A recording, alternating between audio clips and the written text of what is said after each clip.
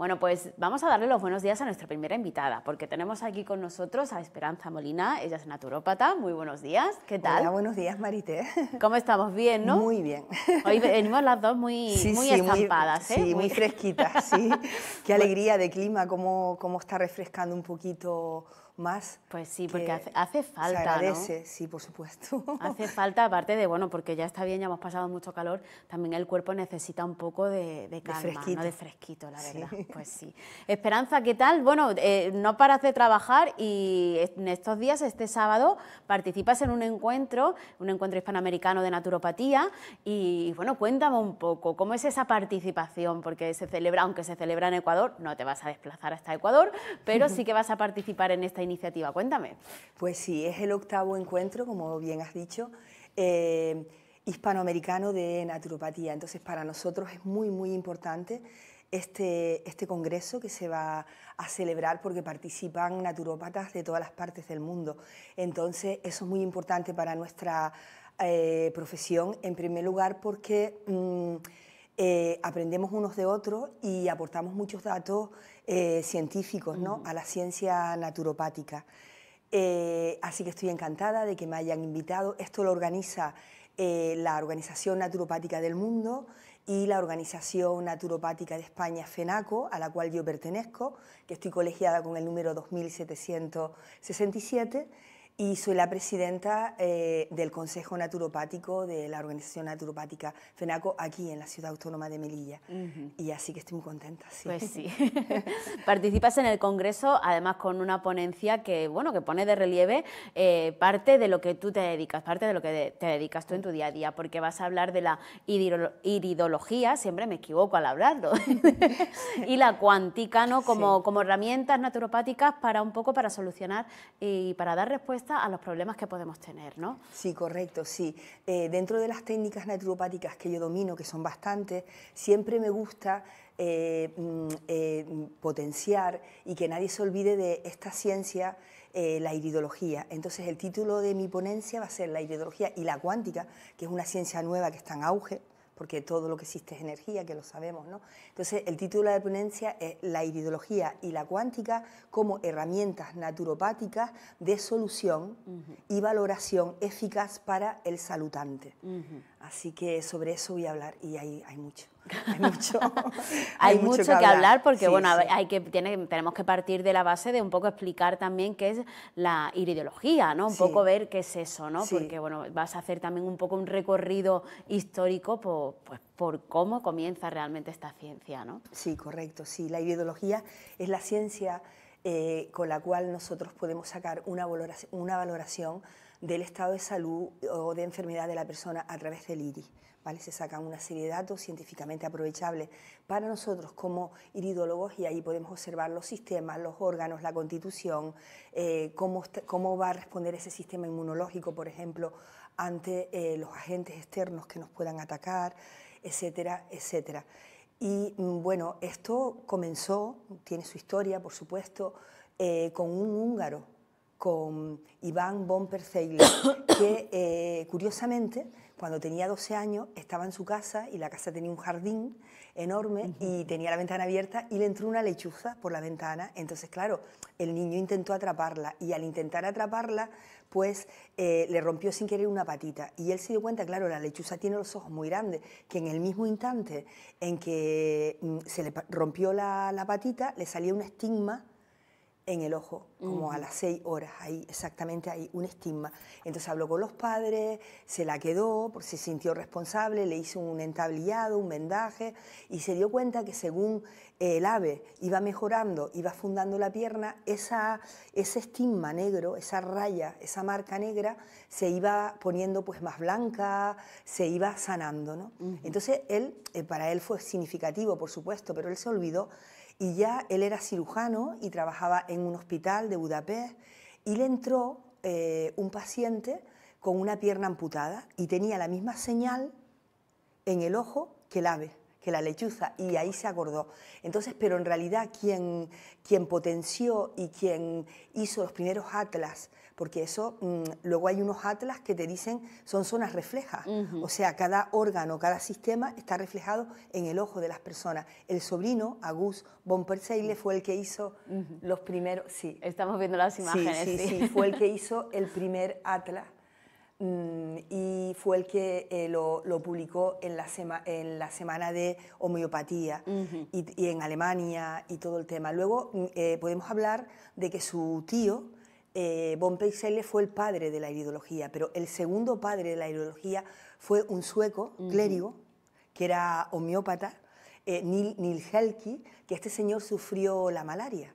Entonces, claro, tenía los ganglios linfáticos tan inflamados que la cantidad de quinina que le han metido y de yodo fue exagerado. Entonces, él notó que le cambió la coloración de su ojo, se le puso naranja, y entonces él empezó a investigar ahí y él hizo unos atlas, 258 atlas en blanco y negro y 18 en color, que ha aportado muchos datos científicos para esta ciencia, dentro de la naturopatía, que es la iridología.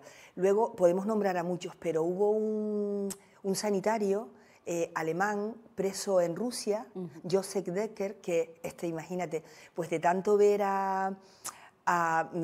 del ejército, claro, gente enferma, heridos de guerra y tal, él también aportó muchísimo a esta ciencia con otros atlas que aportó.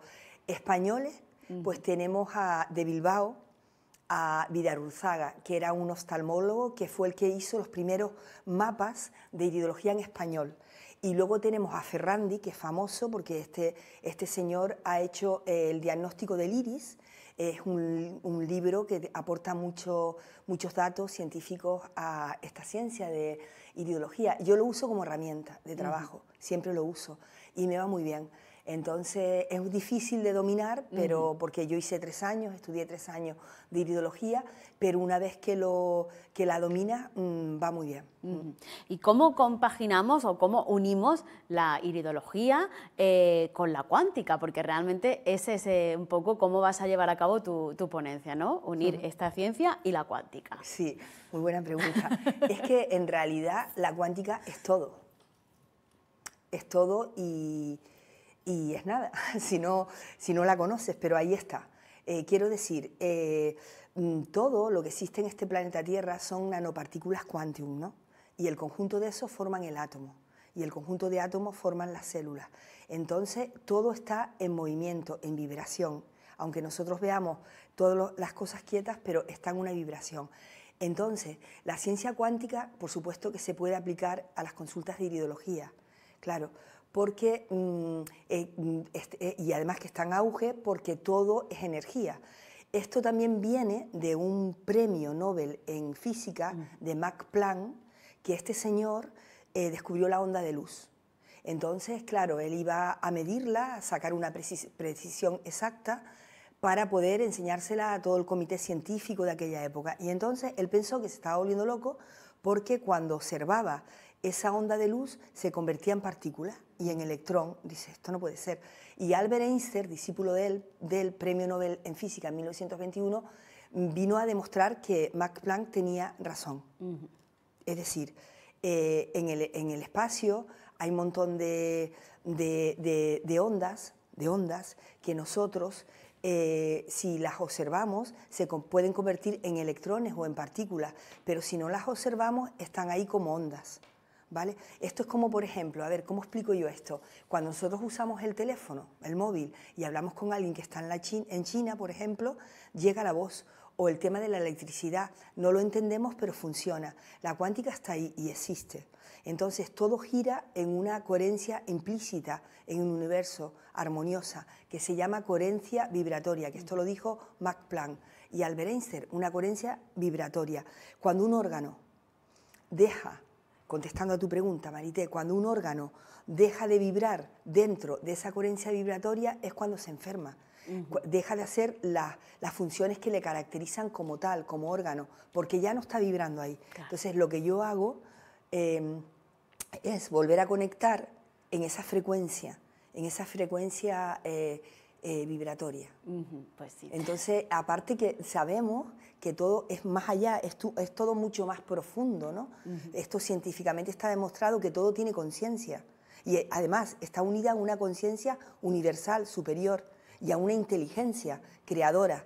Llamémoslas Dios, cada uno con sus creencias, pero es cierto que hay una inteligencia superior que es lo que maneja todo y lo que dirige esa coherencia vibratoria. Pues sí. A lo largo de la ponencia, bueno, vas a hablar ya no solo de ello también, sino de cómo llevar a cabo pues esa sanación, ¿no? Que un poco cuáles son las pautas para llevar a cabo esa sanación. Evidentemente, primero hay que hacer un estudio, ¿no? Porque en eso consiste y realmente es lo que tú eres experta, hacer ese estudio del iris, pero hay unas pautas también que no fallan nunca, ¿no? Tener una buena alimentación, una buena salud mental, por así decirlo, ¿no? Una serie de cuestiones que no deben fallar nunca tampoco y que vas a abordar ahí en esta ponencia. Claro, ¿no? por supuesto. Es como, por ejemplo, si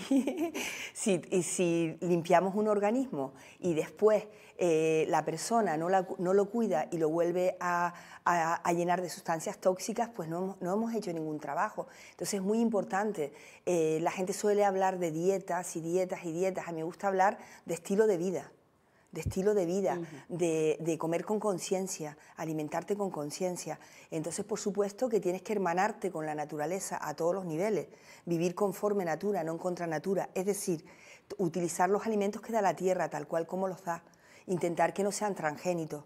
La alimentación es sumamente importante. Yo siempre estoy hablando de una alimentación alcalina, no ácida, que es lo que te evita coger cualquier tipo de enfermedad. Y, por supuesto, que influye muchísimo hasta el aire que respiramos. Respirar las 24 horas del día, importante, porque nosotros cuando respiramos desprendemos dióxido de carbono, que es puro veneno, como si estuviéramos en la cámara de gas. De hecho, tú entras en una habitación después de 8 horas y huele mal. Lo que huele mal no es el calzado, es el propio aire de la persona que estuvo con la puerta y la ventana cerrada durante toda la noche. También es importante baños de sol. Los baños de sol hay que tener mucho cuidado con esto porque tienen que ser temprano o tardío y progresivos, no más de media hora. Y también la vestimenta, muy importante, utilizar tejidos naturales, no utilizar nada sintético, ni poliéster, ni nada de esto, que sabemos que es plástico. Entonces el poliéster, en invierno, si te pones un tejido de poliéster, te va a dar frío, y en verano vas a sudar. Utilizar algodón, seda, lino, todos estos tejidos. El calzado es muy importante y no nos podemos olvidar de él, porque es lo que nos conecta con la madre tierra, que tiene propiedades curativas. Entonces, entre el asfalto y el calzado cortamos ese canal. Entonces, si puede ser piel o cáñamo, muy importante. Por supuesto, igual que es importante la alimentación, el ayuno también es muy importante, porque ahí ahora está de moda el ayuno intermitente, que bendito sea, porque ahí lo que practica la persona es autofagia. El cuerpo se alimenta de lo malo, de lo corrosivo. Y, por supuestísimo, ejercicio físico. Eso es súper importante y fundamental, coger esa disciplina para crear ese hábito de esa conducta diaria de hacer ejercicio físico, porque ahí pues simplemente los glóbulos blancos, los leucocitos van a ir más rápidos y van a detectar cualquier tipo de enfermedad. Y el corazón es un músculo, y también hay que ejercitarlo con el ejercicio físico, nuestra mente, nuestro cerebro también, para el riego sanguíneo cerebral, para evitar ictus, trombosis. Hace falta pues ejercicio físico para nuestros músculos, no solamente sistema inmune, sistema circulatorio y demás. Podríamos ayudarnos también, cómo no, de complementos alimenticios, de las plantitas amigas, tomar algunas sustancias que nos ayuden. Depende de cada persona. Claro. Yo, por ejemplo, cuando escaneo el iris en mi consulta, en Equilibrio, en mi centro que tengo de salud integral y bienestar, pues ahí saco una valoración de la persona y sé exactamente qué es lo que necesita, qué vitamina le falta, o si tiene alguna carencia, si tiene debilidad en algún sistema. Entonces, claro, me ayudo de todo lo que tenemos en las herboristerías y eso es algo muy personal. No todo el mundo necesita lo mismo. Sí, porque ahora está muy de moda que si el magnesio, que si tal, que si cual, y hay cosas que no todo el mundo lo necesita. Por supuesto. Y ni en las mismas cantidades, porque cada cuerpo también funciona de una manera diferente. Por supuesto, Marita. Con respecto al magnesio, hoy en día en la época que estamos viviendo, por culpa de los riegos y de los pesticidas, de los insecticidas. Antiguamente el magnesio estaba en el terreno, entonces todos los alimentos contenían magnesio, pero eso está analizado y ahora mismo ningún alimento contiene magnesio, y el magnesio es súper fundamental, lo necesitamos a nivel celular interno, para el sistema nervioso, sistema muscular, para evitar problemas cognitivos, porque si estamos estresados no concentramos, regula nuestra flora intestinal, y ahí tienes razón, porque lo que te avisa la cantidad de magnesio que necesita cada persona es nuestro intestino, ¿vale? Pero hay otras cosas que sí, que no se pueden tomar, o sea, tú no te puedes estar tomando vitaminas así, porque un exceso vitamínico también te puede perjudicar, por supuesto. Dentro de, bueno, viendo un poco por encima qué es lo que vas a abordar en tu ponencia, llama la atención también la higiene de emociones. Hablas de la higiene de emociones. Claro.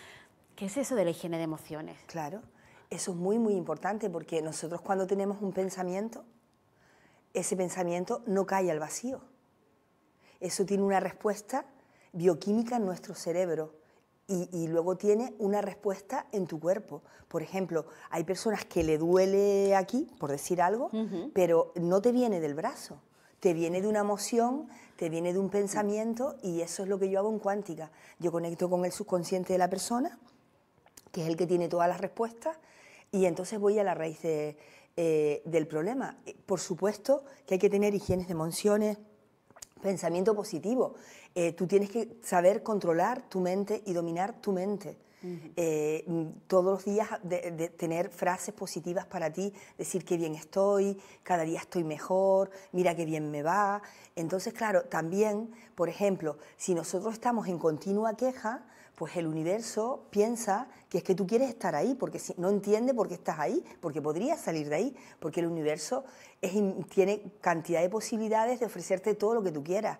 De hecho, existen diamantes, rubí, existe la felicidad, el amor, que lo mueve todo, que es lo más importante del mundo. Y claro, cuando tú, por ejemplo, cuando hay una coherencia, cuando no rechina, cuando se funde lo que tú quieres, lo que tú le pides al universo y lo que él te puede dar, ahí ocurre un milagro, que los milagros son muy comunes. Entonces, eso es un trabajo que tú haces mental, por eso la meditación es tan importante. Cuando meditamos es muy, muy importante, porque ahí tú estás haciendo una transformación interna, tu amígdala del cerebro, que está demostrado científicamente, cambia. Eso está demostrado que cambia con la meditación. Y en la meditación también vas a tener técnicas de pensamiento positivo, y cuando tú ya te ves de otra manera, te sientes de otra manera mucho mejor, llegas a ese punto. Llega un momento en que tú, eso está demostrado, que tú llegas a ese punto. Eso se ha demostrado también con yogis, por ejemplo, cuando una persona es muy negativa o ella no sale de ese bucle, es maltrato. Es maltrato propio, es falta de autoestima, falta de amor propio, inseguridades que tú tienes. Viene de ahí también de una mala alimentación, porque sabemos que en la microbiota se fabrican todos los neurotransmisores cerebrales. Entonces tiene mucho que ver la depresión y la ansiedad con lo que tú comes, que no es ninguna broma. Esto también está demostrado científicamente. Entonces, claro, cuando tú empiezas a tener pensamientos positivos y a decirte a ti misma, llega un momento en que tú cambias, sin darte cuenta, tú cambias, tú ya eres otra persona. Entonces, es muy importante tener higiene de emociones, por eso hablo de higiene de emociones. Por ejemplo, las personas que tienen hipertensión, casi siempre eso está, hipertensión arterial, casi siempre está relacionado con las emociones. Eso es que tiene una preocupación, un problema, y está en el aire ahí con el problema. Lo que tiene que hacer es traerse el problema para él, analizarlo, y si no tiene solución, aceptarlo, por muy duro que sea. Pues me ha tocado vivir esto como experiencia de vida, y yo no puedo con esto, y salir por otro lado porque hay otra salida. Pues sí, es muy importante, ¿no? Ese equilibrio, ¿no? Ese equilibrio, sí, ese equilibrio, el saber qué hacemos aquí, por qué estamos aquí, a dónde vamos. Encontrarle el sentido a la vida, eso te da muchas tablas, mucha seguridad, mucho equilibrio emocional, que es fundamental tener ese equilibrio, porque no solamente somos físicos, está claro, somos mente, emociones y también somos espíritu. Entonces, eso es muy, muy importante, y aceptarnos a nosotros mismos tal cual y a los demás tal cual, cada uno como es, porque no existe la perfección, eso es mentira. Entonces, hay personas que luchan por esa perfección y eso es un agobio. Claro. Eso es lo contrario a la salud. Hay que aceptarse, hay que intentar ser cada día mejor persona, hay que alimentarse bien, con conciencia, hay que hacer ejercicio físico, lo que hemos hablado, y sobre todo tener higiene de emociones. Pues sí. Esperanza, aunque este congreso se hace online, ¿cualquier persona se puede ver o participar de forma, bueno, no activa, evidentemente, porque para eso están los profesionales, pero sí ver el congreso, para ver un poquito en este encuentro qué es lo que se aborda? Sí, va a ser el día 27 de este mes y esto se va a publicar vía online en las páginas del colegio de la organización naturopática FENACO, ahí van a estar todas las ponencias.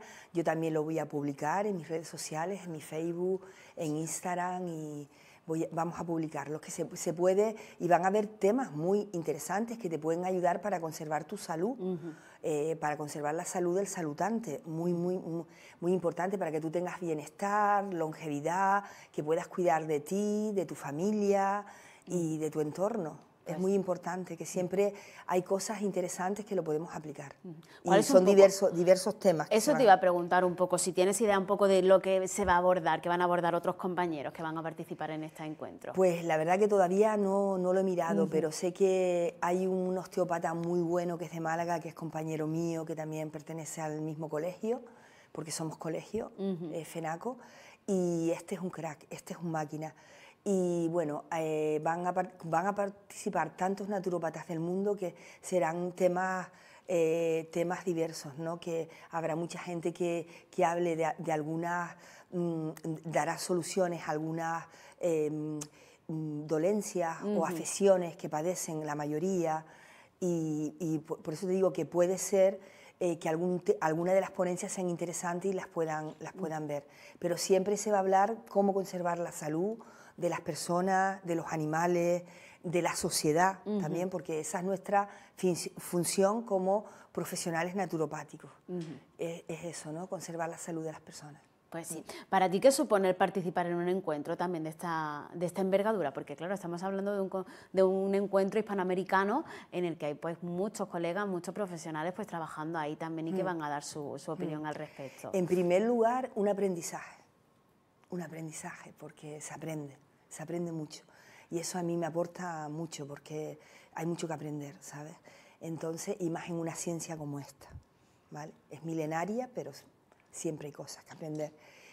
Y el poder colaborar, el sentir que somos muchos, el apoyar a esta ciencia naturopática, y sobre todo también pues la sensación de gozo, de estar contenta, de que me llamen, de que quieran contar conmigo. Eso para mí es una satisfacción profesional también. Pues sí, además que no es la primera vez que participas en un congreso de este tipo, de un encuentro de este tipo, ¿no? Sí. Llevas mucho tiempo ya participando. Sí, suelo participar en los congresos por eso, porque me gusta. Es un trabajo, porque preparar el PowerPoint no es fácil, No es fácil, tú tienes que preparar el tema, luego te tienen que grabar, estás media hora hablando sin equivocarte, y luego eso va todo en un PowerPoint. Sí, que eso... Bueno, también yo he hecho conferencias en Málaga, en Madrid, en directo, que tú estás hablando y vas pasando el PowerPoint, y es muy bonito porque vas pasando las imágenes y demás. Creo que es más fácil una conferencia que preparar un congreso, porque es media hora que no te puedes equivocar. Claro, pero se hace con cariño y sale, Marité, sale. Pues sí. Al final sale. Esperanza, para terminar ya, Sí. a mí me gustaría, bueno, en próximas visitas que tengas aquí a nuestro plató, hablaremos un poquito o más en profundidad de esa astenia otoñal, ¿no? Que bueno, que vamos cambiando de estaciones y el cuerpo pues se ve afectado, las cosas como son. Pasamos de mucha efusividad en el verano a un poco ya la rutina, ya mismo empieza a cambiar la luz también, o sea que pasamos y el cuerpo lo va notando. Sí. Pero a mí me gustaría que nos dieras una pinceladita de cómo nos enfrentamos a este verano tardío, porque ya estamos en otoño, pero todavía estamos viviendo días de verano. Sí, claro, cuando empezamos sobre todo va a ser cuando sea el cambio de hora, ahí lo vamos a notar, porque el clima de Melilla es fantástico. Apenas ya se notan los cambios de estaciones aquí en Melilla, con el cambio climático. Pero cuando cambien la hora, ahí lo vamos a notar, porque nuestros ciclos circadianos internos se van a alterar. O sea, esto va a ser por dos hormonas principales, que tenemos en el cuerpo, la melatonina y la serotonina. La melatonina, claro, pues si los días van a ser más cortos y se va a oscurecer antes o van a estar nublados, tú vas a estar como soñolencia, sin energía, apática, media depresiva, y tú dices, vamos, ¿a mí qué me pasa ahora? Además, la serotonina, que la fabrica el sol, es una hormona que se fabrica con el sol, pues si no hay sol, pues mira, entre que no tiene serotonina y que está la melatonina alterada, pues vamos a estar un poco como ¿qué me pasa? Esto suele ser pasajero, suele durar días o semanas, ya si dura un poco más, pues hay que consultar con un profesional porque a lo mejor estás pasando otro ciclo. Pero bueno, yo creo que el ser humano está preparado para todo, está capacitado para todo. Son ciclos que también tenemos que adaptarnos y tenemos que superar, así sabiendo qué es lo que estamos pasando. Nos podemos ayudar con alguna planta amiga que nos suba un poquito, como el ginseng, la maca, que nos dé energía, el guaraná, que nos ponga bien, que nos ponga contentos, o el 5-HTP, que es la hormona de la felicidad, serotonina pura, también ayudarnos y bueno, saber, sobre todo entender por qué periodo estamos pasando y qué es lo que nos está ocurriendo exactamente. Pero lo sufren muchas personas, sí, porque sobre todo las mujeres más que los hombres, porque las hormonas se alteran. Entonces, las dos glándulas principales son la glándula pituitaria y la glándula del hipotálamo, que rigen todas las hormonas del cuerpo. Entonces, el ciclo hormonal de cada mujer es personal. Y claro, eso es algo que no todo el mundo lo sufre igual, pero yo creo que sabiendo qué es lo que ocurre, tú ya llevas las cosas de otra manera y buscando soluciones, que pues, se pueden pasar por el herbolario, por la Arboristería Jalea Real del Paseo Marítimo o Ejército Español, que yo les puedo aconsejar perfectamente, o pedirme cita para equilibrio. Pues sí. De todas formas ya hablaremos más en profundidad sobre este asunto. Esperanza, muchísimas gracias por venir. Televisión Melilla. Y nada, que vaya genial en ese encuentro, en este congreso, y ya nos contarás. Muchas gracias. Muchas gracias. Bueno, pues